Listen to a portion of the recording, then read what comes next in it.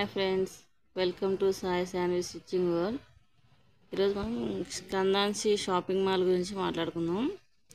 ఇది old bus స్టాండ్లో ఉంటుందండి. ఇక్కడ హెచ్డిఎఫ్సి బ్యాంక్ దగ్గర నుంచి షాపింగ్ పర్పస్ ఎక్కువ ఉంటుంది. ఇందులో హోల్సేల్ రిటైలర్స్ ఇద్దరు ఉంటారండి. ఇక్కడ హోల్సేల్ శారీస్ చాలా ఫేమస్, చాలా వరకు తీసుకుంటారు.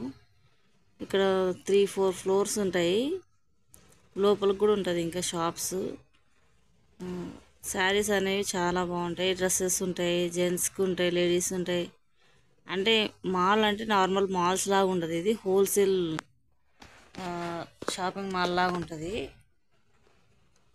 ఇక్కడ చాముండేశ్వరి షాప్, ఇది హోల్సేల్ షాప్స్ అనేది చాలా పెద్దదండి. ఫస్ట్ ఫ్లోర్లో సగం వరకు వాళ్ళవే ఉంటాయి షాప్స్.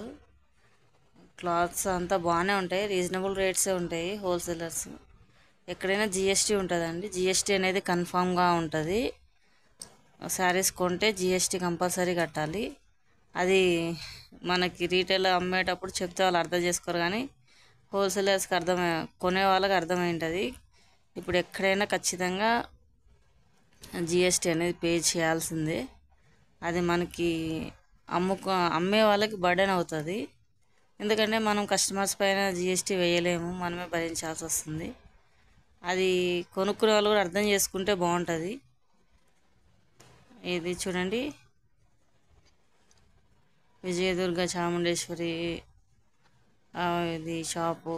ఇవన్నీ చాలా షాప్స్ ఉంటాయండి లోపలికి. ఇంకా నేను లోపల తీయలేదు, బయట మాత్రం ఓవరాల్ ఒకసారి లుక్ మీకు చూపిద్దామన్నట్లు షాపింగ్ మాల్ అనేది చూపించాను అంతే. చూడండి, స్టాక్స్ ఇంకా ఓపెన్ చేయకుండా ఉన్నాయి.